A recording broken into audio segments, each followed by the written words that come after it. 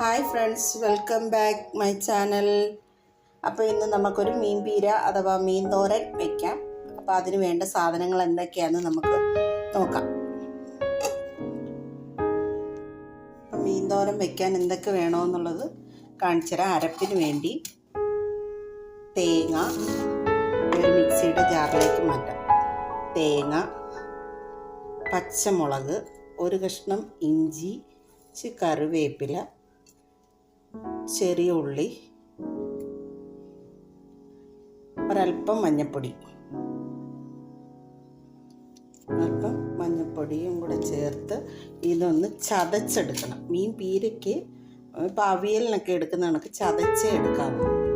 അപ്പം നമുക്കിത് അരച്ചുകൊണ്ട് വരാം. ഞാൻ തോരനൊക്കെ ചതയ്ക്കുന്ന കണക്ക് ചതച്ചെടുത്തുകൊണ്ട് വന്നിട്ടുണ്ട്. ഇനി നമുക്ക് അത് മീൻ പീര വെക്കുന്ന എങ്ങനെയാണെന്ന് കാണിച്ചു തരാം. സിമ്പിളായിട്ട് ചെറിയ മീനുകൾ ചെയ്യുന്നതായിരിക്കും നല്ലത്. ചട്ടി വെച്ചു. ഇതിലേക്ക് ഞാൻ ചേർക്കാൻ പോകുന്നത് പച്ചമുളക് ചെറുതായി അരിഞ്ഞത്, ഇഞ്ചി, ചെറിയ ഉള്ളി ചെറുതായി അരിഞ്ഞെടുത്തത്, ഇതെല്ലാം കൂടെ നമ്മൾ വെക്കുന്ന ചട്ടിയിലേക്ക് ഒഴിക്കണം. ഒഴിക്കല്ല, ഇടണം. ലിക്വിഡ് അല്ലല്ലോ.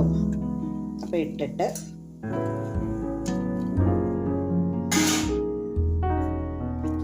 അരച്ച് വെച്ചിരിക്കുന്ന പീര, മീനിൻ്റെ പീര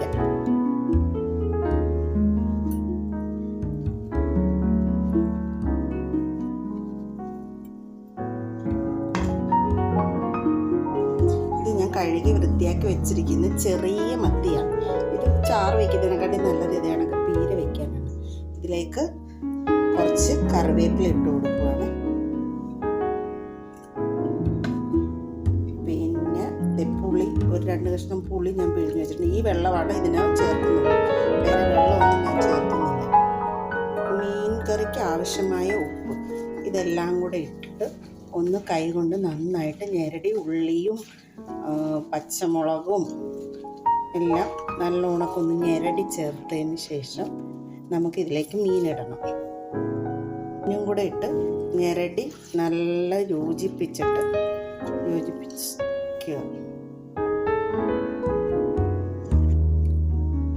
അപ്പം അത് റെഡി ആയിട്ടുണ്ട്. ഇനി അടുപ്പത്തേക്ക് വെക്കാം.